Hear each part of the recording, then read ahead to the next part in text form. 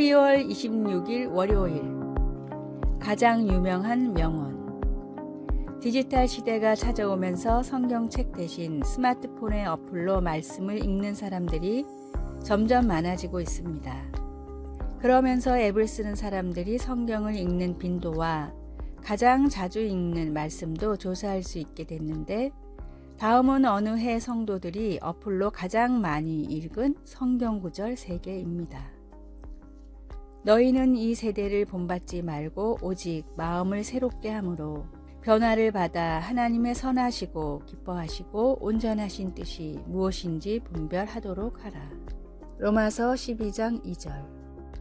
아무것도 염려하지 말고 다만 모든 일에 기도와 간구로 너희 구할 것을 감사함으로 하나님께 아뢰라. 빌립보서 4장 6절. 여호와의 말씀이니라. 너희를 향한 나의 생각을 내가 아나니 평안이요 재앙이 아니니라. 너희에게 미래와 희망을 주는 것이니라. 예레미야 29장 11절. 단 하나의 명언으로 인생이 바뀐 사람들이 많이 있습니다. 그러나 진리의 성경은 인생의 모든 문제를 해결할 영원한 힘이 있습니다. 예수님을 영접하게 하고 고비마다 힘이 됐던 내게 주신 하나님의 말씀은 무엇입니까? 내 마음을 변화시키고 힘들 때마다 힘이 됐던 말씀은 지금도 변함없이 동일한 위로와 능력을 가진 하나님의 말씀입니다. 오늘의 말씀. 내 영혼이 진토에 붙어 싸우니 주의 말씀대로 나를 살아나게 하소서. 시편 119편 25절. 오늘의 찬송 202장 하나님 아버지 주신 책은. 오늘의 만나. 무엇보다도 주님의 말씀으로 힘과 기쁨을 얻게 하소서. 내 인생에 힘이 된 말씀들을 틈틈이 암송합시다.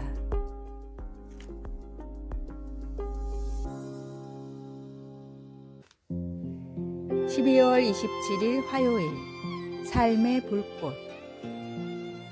새해 전야에 세계의 여러 도시와 마을에서 고출력 폭죽을 터뜨릴 때 일부러 소리가 크게 나게 만든다고 합니다. 제조업자들은 원래 화려한 불꽃놀이는 말 그대로 공중을 가르기 위한 것이라고 말합니다. 연발 폭죽은 특히 지상 가까이서 폭발했을 때 가장 큰 소리를 낸다고 합니다. 우리의 걱정거리도 생각과 마음과 가정에서 폭발할 수 있습니다.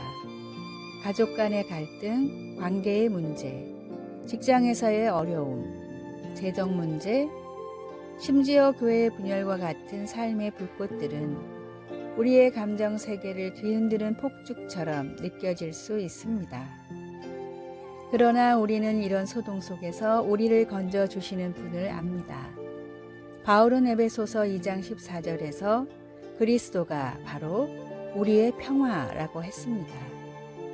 우리가 그분 안에 거하면 주님의 평화는 어떤 혼란보다도 더 커서 모든 걱정과 상처와 분열의 소음을 잠재웁니다. 그것은 유대인과 이방인 모두에게 강력한 확신이었을 것입니다. 그들은 한때 세상에서 소망도 없이 하나님도 없이 살았습니다. 이제 그들은 박해와 분열이라는 내부의 위협에 처했습니다. 그러나 그들은 그리스도 안에서 주님의 피로 말미암아 주님께로 가까이 왔고 그 결과 서로 가까워졌습니다. 그는 우리의 화평이신지라 둘로 하나를 만드사 중간에 막힌 담을 허시고. 말씀. 그는 우리의 화평이신지라. 에베소서 2장 14절. 찬송 475장 인류는 하나 되게. 기도. 위로의 하나님, 삶의 불꽃이 놀라게 하고 불안하게 할 때 저를 당신의 평화로 이끌어 주소서. 아멘.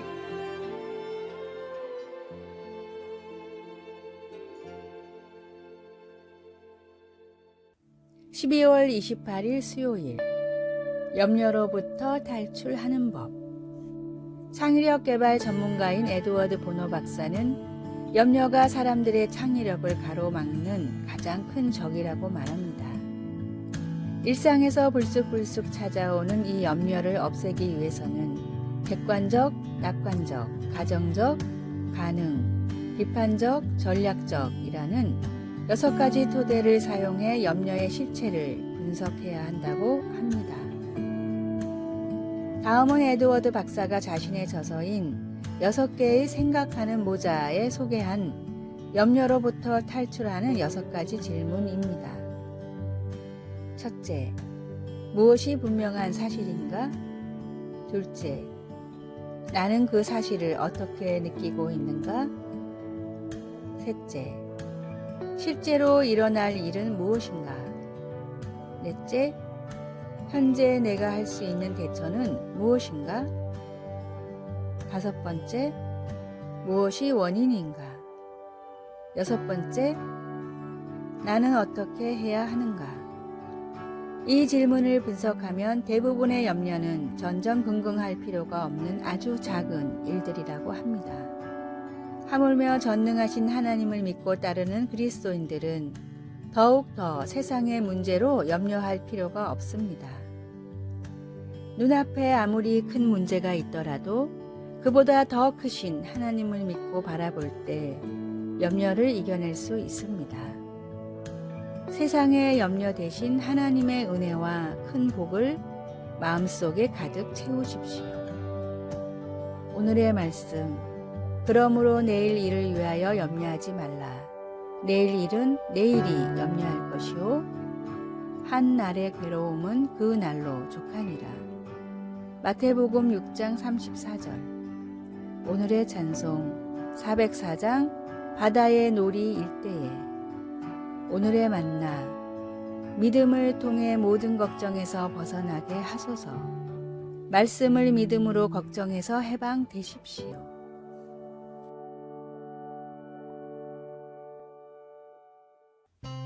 (12월 29일) 목요일, 홍수가 날 때. 미국에는 로키 산맥과 폭설로 유명한 서부의 콜로라도주가 있습니다. 그러나 콜로라도주의 최악의 자연재해는 눈 때문이 아니라 비 때문이었습니다. 1976년 7월 31일 에스테스 파크라는 휴양지 마을 주변의 빅 톰슨 계곡에 홍수가 발생했습니다. 마침내 물이 다 빠져나가자 많은 가축과 함께 144명의 인명피해가 있었습니다. 그 재난에 바로 이어 그 지역에서 중요한 연구들, 특히 도로와 고속도로의 기초에 관한 중요한 연구들이 수행되었습니다. 그 폭우를 견뎌낸 도로벽들이 있었는데 그것들은 콘크리트로 그 속을 채운 것들이었습니다. 다시 말해 그 도로벽들은 확실하고 견고한 기반을 가지고 있었던 것입니다. 우리의 삶에서 문제는 홍수가 날 것인지 아닌지가 아니라 홍수가 언제 날 것인가 하는 것입니다. 가끔은 예보가 있기도 하지만 대부분은 예보가 없습니다. 예수님은 그때를 위해 주님의 말씀을 들을 뿐 아니라 복음대로 살아감으로써 견고한 기반을 만들라고 강조하십니다. 그렇게 하는 것은 우리 삶을 콘크리트로 다지는 것과 같습니다. 언젠가 홍수가 날 때 우리는 잘 지어졌기 때문에 견딜 수 있습니다. 그러나 행함이 없으면 우리의 삶은 무너지고 파괴되기 쉽습니다. 현명함과 어리석음의 차이가 바로 이것입니다. 가끔은 잠시 멈추어 삶의 기반을 점검해보는 것이 좋습니다. 예수님은 홍수가 날 때 우리가 주님의 능력 안에서 굳게 서 있을 수 있도록 우리의 약한 부분들을 강하게 해주실 것입니다. 말씀, 듣고 행하지 아니하는 자는 주추 없이 흙 위에 집 지은 사람과 같으니 탕류가 부딪힘에 집이 곧 무너져 파괴됨이 심하니라. 누가복음 6장 49절. 찬송 204장 주의 말씀 듣고서. 기도, 관심이 필요한 약한 제 기반을 볼 수 있게 해주소서. 홍수가 올 때 함께 하신다는 주님의 약속에 감사드립니다. 아멘.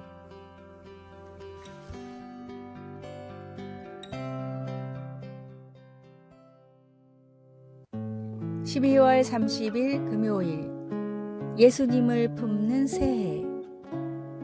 사람은 가슴 속에 무엇을 품고 사느냐에 따라 인생이 달라집니다. 가슴 속에 문제를 품고 사는 사람은 늘 원망과 불평이 끊이지 않습니다. 이런 사람은 환경의 지배를 받는 사람들이기 때문에 땅을 쳐다보면서 한숨을 짓습니다. 그러나 가슴 속에 그리스도를 품고 사는 사람은 늘 감사가 끊이지 않습니다. 명화 최후의 만찬에서 예수님의 모델과 가롯 유다의 모델은 동일 인물이었습니다. 레오나르도 다빈치는 예수님의 모델로 선하게 생긴 19세의 젊은이를 찾아 예수의 모델로 그렸습니다. 시간이 흘러 가롯 유다의 모델을 찾던 중 가장 악랄한 모습의 죄수를 찾아 완성했는데 그는 바로 6년 전에 그렸던 예수의 모델이었습니다.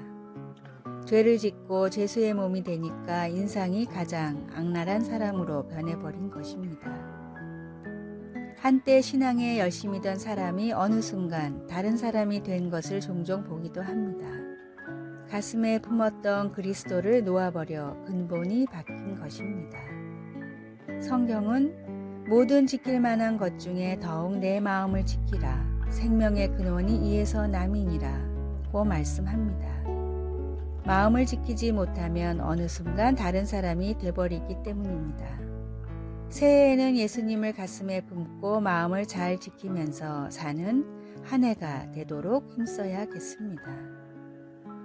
오늘의 말씀, 모든 지킬 만한 것 중에 더욱 내 마음을 지키라. 생명의 근원이 이에서 남이니라. 잠언 4장 23절. 오늘의 찬송 553장 새해 아침 환히 밝았네.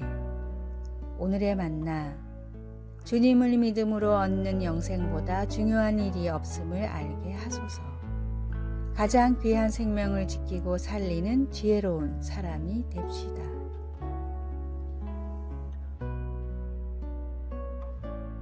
아래의 빨간색 글자 구독을 누르시어 더 많은 전도의 열매를 맺으시기를 기도합니다.